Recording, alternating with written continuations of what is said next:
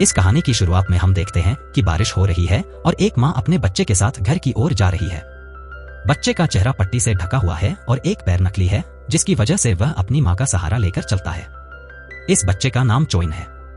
वे घर पहुंचते हैं और साथ में खाना खाते हैं। चोइन की माँ उसे चेतावनी देती है कि वह कभी भी अपनी आंखों की पट्टी न हटाए। खाना खाते समय चोइन के पिता आते हैं और आते ही चोइन और उसकी माँ को गालियां देने लगते हैं।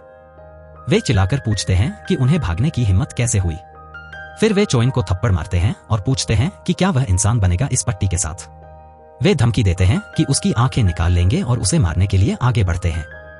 चोइन की माँ उसे बचाने की कोशिश करती है, लेकिन पिता उसे भी पीटने लगते हैं। चोइन यह सहन नहीं कर पाता और अपनी माँ की बात न मानते हुए पट्टी हटा देता है। इसके बाद चोइन अपने पिता के सामने खड़ा होता है। हम देखते हैं कि उसके पिता बेहोशी की हालत में घर से बाहर निकल जाते हैं। चोइन भी सीधा चलता है और उसके पिता पीछे पीछे चलते हुए भीड़ में पहुंच जाते हैं। वहां चोइन की ओर देखते हुए उसके पिता अपने ही हाथों से अपनी गर्दन मरोड़कर अपनी जान ले लेते हैं। इसके बाद चोइन की मां चोइन पर चिल्लाने लगती है और उसका गला दबाने की कोशिश करती है। अगले ही पल चोइन उसे भी हिप्नोटिक हालत में ले आता है और खुद को मारने से रोक देता है। वह अपनी मां को नदी के पास ले जाता है, लेकिन अंतिम क्षण में उसे छोड़ देता है और वहां से चला जाता है। चोइन की मां चोइन के लिए रोती है कि उसने एक शैतान को जन्म दिया है। हमें पता चलता है कि चोइन के पास एक विशेष शक्ति है जिससे वह अपनी आंखों के माध्यम से लोगों को नियंत्रित कर सकता है। कहानी कई साल आगे बढ़ जाती है और हम देखते हैं कि चोइन अब बड़ा हो चुका है, लेकिन वह किसी से भी मतलब नहीं रखता और अकेला रहता है। वह अपनी कहानी सुना रहा होता है और कहता है कि बचपन में मेरे माता पिता ने मुझे मारने की कोशिश की और इसमें मेरी क्या गलती थी कि ये शक्तियां मेरे अंदर पैदा हुई। भले ही लोग मुझे राक्षस कहें, मुझे फर्क नहीं पड़ता क्योंकि मैं अपनी शक्तियों का सम्मान करता हूँ। फिर हमें पता चलता है कि चोइन अपनी शक्तियों का इस्तेमाल करके बड़ी जगहों पर चोरी करता है। उसका कोई घर नहीं होता और वह अलग अलग होटलों में ही रहता है और वहीं से अपनी चोरियों को अंजाम देता था। अगले दृश्य में हम एक कार क्रशिंग प्लेस देखते हैं जहां किम नाम का व्यक्ति अपने दोस्त बॉब और अली के साथ काम करता है। वहां किम बॉब से पूछता है कि आज कौन सा दिन है और बॉब बताता है कि थर्सडे। यह सुनकर वे तीनों बहुत खुश हो जाते हैं क्योंकि थर्सडे उनका छुट्टी का दिन होता है। इसके बाद वे एक एंटरटेनमेंट पार्क जाते हैं और वहां बहुत मजे करते हैं। लेकिन लौटते वक्त किम का एक्सीडेंट हो जाता है और बॉब और अली उसे अस्पताल में भर्ती कराते हैं। अली किम से कहता है कि तुम बहुत किस्मत वाले हो जो इतने बड़े एक्सीडेंट से बच गए। कुछ समय बाद किम पूरी तरह से ठीक हो जाता है, जो अजीब था क्योंकि इतने बड़े एक्सीडेंट से जल्दी रिकवर होना कठिन होता है। लंबी छुट्टी लेने की वजह से किम को नौकरी से निकाल दिया जाता है। फिर किम नौकरी की तलाश में एक अखबार में विज्ञापन देखता है जिसमें यूटोपिया में एक माइक नाम का व्यक्ति अपनी दुकान के लिए एक लड़के की तलाश कर रहा है। किम अपने पैर की पट्टी काटकर उस पते पर पहुंचता है और यूटोपिया पहुंचकर माइक से मिलता है। माइक किम से कुछ सवाल पूछता है और उसकी सादगी देखकर उसे नौकरी पर रख लेता है। बात करते समय माइक किम को बताता है कि उसकी दुकान में सीसीटीवी कैमरा और इलेक्ट्रिक शॉकर्स लगे हैं। किम पूछता है कि उनका काम क्या है। तब माइक बताता है कि उसका पूरा काम पैसों का लेन देन है और इसीलिए उसने इतनी सुरक्षा व्यवस्था की है। फिर माइक बताता है कि उसने सुरक्षा के लिए बहुत कुछ किया है, लेकिन फिर भी कोई है जो हर बार आकर पैसे चुरा लेता है और कोई सबूत भी नहीं छोड़ता। इसके बाद माइक की बेटी वहां आ जाती है और माइक किम से उसका परिचय करवाता है। उसकी बेटी अपना नाम रेचल बताती है, लेकिन माइक कहता है इसका असली नाम सूक है क्योंकि उसे विदेश जाकर अपनी उच्च शिक्षा करनी है और इसी वजह से वह अपना नाम रेचल प्रेफर करती है। अगले दिन माइक जल्दी अपनी जॉब पर पहुंच जाता है, लेकिन वहां माइक नहीं होता बल्कि उसकी बेटी होती है और वह कहती है कि फादर थोड़ी देर में आएंगे। किम उसे एक च्युइंगम देता है जिसे वह ले लेती है और सूक एक बड़े कीड़े को च्युइंगम के रैपर से पकड़ती है। किम थोड़ा डर जाता है और सूक उसे बताती है कि वह एयर होस्टेस बनने की तैयारी कर रही है। तभी किम को अपने दोस्तों का कॉल आता है और वे दोनों वहां आने का कहते हैं। किम माइक से पूछता है क्या वह अपने दोस्तों को वहां बुला सकता है और माइक मान जाता है। बॉब और अली वहां पहुंचते हैं और माइक उन्हें कोरियन बोलता देख हैरान हो जाता है। वह उनसे पूछता है कि वे कहां से हैं और बॉब कहता है कि वह घाना से है और अली कहता है कि वह तुर्की से है, लेकिन अब वे कोरिया में रहते हैं और कोरियन भाषा सीख ली है। बॉस के जाने के बाद किम अपने दोस्तों से कहता है कि वह कुछ ही दिनों में वहां का मैनेजर बन जाएगा और उसकी सैलरी बढ़ जाएगी। बॉब कहता है कि तुम्हारा बॉस खड़ूस है, लेकिन किम कहता है कि वह सही आदमी है और मजाक करता है। तभी चोइन वहां आता है, वही साइकिक पावर वाला आदमी जिसे हमने कहानी की शुरुआत में देखा था। वह सभी को कंट्रोल कर लेता है और सभी उसी स्थिति में रुक जाते हैं जैसे वे पहले थे।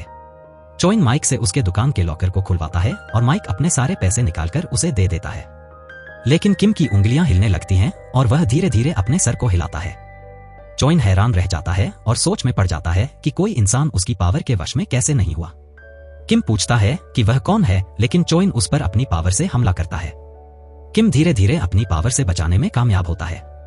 चोइन किम के दोस्तों से उस पर हमला करवा देता है और सूक से उसकी पीठ में चाकू से हमला करवा देता है। किम छूटकर चोइन को मारने की कोशिश करता है, लेकिन चोइन अपनी शक्तियों से माइक को फंसा देता है। किम चोइन को छोड़कर माइक को बचाने की कोशिश करता है। चोइन माइक को कंट्रोल करके उसे शॉकर से किम को करंट लगाता है, जिससे किम बेहोश हो जाता है और माइक का गला फंस जाता है। अगले दृश्य में किम को अस्पताल ले जाया जाता है और उसके दोस्त उसे स्ट्रेचर से ले जा रहे होते हैं। माइक भी दूसरे स्ट्रेचर पर होता है। किम को होश आता है और वह अपने स्ट्रेचर से उठकर अपने बॉस को जल्दी से डॉक्टर के पास ले जाता है। डॉक्टर की तमाम कोशिशों के बावजूद किम के बॉस को नहीं बचाया जा सकता और वहां पर माइक की मौत हो जाती है। इस सब का जिम्मेदार चो होता है। दूसरी ओर चोइन किम के बारे में सोचता है और समझ नहीं पाता कि किम में ऐसा क्या है जिसे वह कंट्रोल नहीं कर पाया। अगले दृश्य में माइक का अंतिम संस्कार हो रहा है, जहां तीनों दोस्त बैठे हैं। किम रेशल को हिम्मत देने की कोशिश करता है और अपने दोस्तों के साथ बॉस के ऑफिस जाता है। वहां वह सीसीटीवी रिकॉर्डिंग चेक करता है और देखता है कि चो ने क्या क्या किया था। इस रिकॉर्डिंग को देखकर बॉबर अली कहता है कि उसे कुछ भी याद नहीं है और किम से पूछता है कि वह चो के जाल से कैसे बचा। वे टेप लेने वाले होते हैं, तभी चोइन वहां आ जाता है और कुछ लोगों को अपने वश में करके लाया होता है। तीनों वहां से भागते हैं, लेकिन जल्दबाजी में टेप भूल जाते हैं। किम टेप लेने के लिए वापस जाता है और छिप जाता है, पर चोइन उसे पकड़ लेता है। किम किसी तरह भागकर अपनी गाड़ी में बैठ जाता है। चोइन बाहर आता है देखने के लिए कि किम कहां गया। किम अपनी गाड़ी से चो को मारने की कोशिश करता है। चोइन भागता है, लेकिन किम उसका पीछा करता है। वे एक डेड एंड के पास पहुंचते हैं और चोइन वहां फंस जाता है। किम गाड़ी से उतरता है और चोइन को मारने के लिए आगे बढ़ता है, पर कुछ और लोग वहां होते हैं और चोइन उन पर हमला करवाता है। एक व्यक्ति कांच की बोतल से किम को मारने वाला होता है, तभी किम चोइन के पैर पर इलेक्ट्रिक डिवाइस से झटका देता है, जिससे चोइन गिर जाता है और उसके वश में लोग ठीक हो जाते हैं। समझ में आता है कि जब तक चोइन होश में रहेगा, लोग उसके नियंत्रण में रहेंगे। किम उस टेप को पुलिस स्टेशन लाकर पुलिस को दिखाता है। उसने चोइन के चेहरे को प्लास्टिक बैग से ढक रखा था और पुलिस ऑफिसर्स से कहता है कि इंट्रोगेशन के समय बैग न हटाएं। पुलिस स्टेशन में केवल 3 पुलिस ऑफिसर्स थे। 2 ऑफिसर चोइन को अंदर ले जाते हैं और तीसरा किम से बात करने लगता है।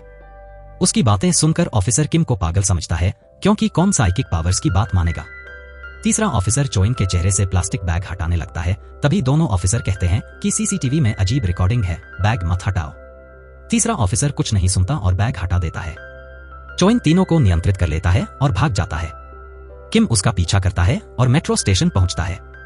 चोइन वहां खड़े सभी लोगों को नियंत्रित कर किम पर हमला करवाता है।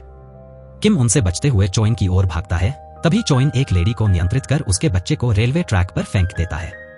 एक ट्रेन आ रही होती है और बच्चा ट्रेन से टकराकर मरने वाला होता है, तभी किम ट्रेन की ओर कूदकर बच्चे को पकड़ लेता है और खुद ट्रेन से टकराकर नीचे गिर जाता है। बच्चा बच जाता है, लेकिन किम को गंभीर चोटें आती हैं। यह देखकर चोइन पब्लिक को सामान्य कर देता है। किम एक चेयर पर बैठता है और चोइन भी आकर बैठता है। वह किम से कहता है कि यह सब नहीं होता अगर तुम मेरे रास्ते में नहीं आते। किम बेहोश हो जाता है। अगले दृश्य में पुलिस किम के खिलाफ वारंट जारी कर देती है। अगली सुबह किम अपने पुराने वर्क प्लेस पर जाता है, जहां उसके दोस्त अभी भी काम कर रहे हैं। अली और किम बात करते हैं और बॉब देख रहा होता है कि कोई आ तो नहीं रहा। किम अब एक क्रिमिनल बन चुका है और कोई भी पुलिस को कॉल कर सकता है। बॉब एक आइडिया बताता है। वे लोग पॉन शॉप पर जाकर सीसीटीवी मांगने की कोशिश करते हैं। वहां वे पूछते हैं कि क्या आपने किसी आदमी को देखा है जिसके पास सुपर पावर हो। ओनर गाली देकर उन्हें भगा देता है। वे और जगहों पर ट्राई करते हैं, पर सफल नहीं होते। रात में अली एक आइडिया निकालता है कि हेलमेट पर फोन अटैच कर देंगे। किम को पहनने के लिए एक हेलमेट दिया जाता है, यह सोचकर कि उसमें लगे कैमरे से पूरी यात्रा रिकॉर्ड होगी। योजना थी कि जब चोइन सामने आए तो कैमरे को देखकर उन्हें नियंत्रण में ना कर सके। हालांकि यह सिर्फ अली को ही सही लगता था। यहाँ वे एक फ्लैश गन भी बनाते हैं जो फायर करते ही चारों ओर रोशनी फैला देगी, जिससे चोइन कुछ नहीं देख पाएगा और उन्हें नियंत्रित नहीं कर सकेगा। फिर हम एक महिला को देखते हैं जिसके घर पर पुलिस तलाशी कर रही होती है। उस महिला को अपने बचपन के चोइन की याद आती है और उसे देखकर वह खुश हो जाती है। यह स्पष्ट हो जाता है कि वह चोइन की मां है। तभी अचानक चोइन अपना आखिरी सबूत मिटाने के लिए आता है और गन पॉइंट करता है, लेकिन किसी कारणवश वह अपनी मां को नहीं मार पाता। इसके बाद वह सभी ऑफिसर्स को नियंत्रित कर अपने साथ ले जाता है और उन्हें एक ड्रेनेज पर लाकर जंप करवा देता है। इसके बाद उसकी मां नियंत्रण से बाहर आ जाती हैं और उसे ढूंढने के लिए बाहर भागती हैं, लेकिन तब तक चोइन जा चुका होता है। दूसरी ओर किम अपने दोस्तों के साथ कार में कहीं जा रहा होता है। वे बात कर रहे होते हैं कि पहले चोइन को हराएंगे और फिर पार्टी करेंगे। किम थका हुआ था तो वह गाड़ी में सो जाता है। रात होने पर अचानक उसकी नींद खुलती है और वह देखता है कि बॉब अपना नियंत्रण खो चुका है और अली पर हमला करने जा रहा है। किम उसे बचाता है और गाड़ी रोक देता है। किम देखता है कि चोइन एक बिल्डिंग से बॉब को नियंत्रित कर रहा है। किम जल्दी से उसे पकड़ने के लिए भागता है, लेकिन बिल्डिंग के अंदर सभी लोग चोइन के नियंत्रण में होते हैं। चोइन किम से कहता है कि अगर उसने सभी को बिल्डिंग से जंप करवा दिया तो मौत का जिम्मेदार कौन होगा, वह या किम। किम चोइन की चेतावनी पर भी वहां से नहीं जाता तो चोइन सभी को जंप करवा देता है। किम यह देखकर डर जाता है और वहां से भाग जाता है। इसके बाद चोइन बिल्डिंग से बाहर निकलकर अली और बॉब की गाड़ी की तरफ जाता है। वहां वे हेलमेट के ऊपर फोन लगाए बैठे होते हैं।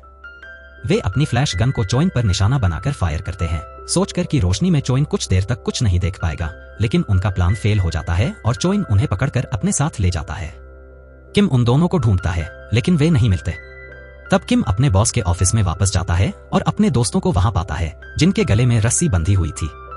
तभी चोइन किम को भी बेहोश कर देता है और जब किम को होश आता है तो वह खुद को भी उसी स्थिति में पाता है।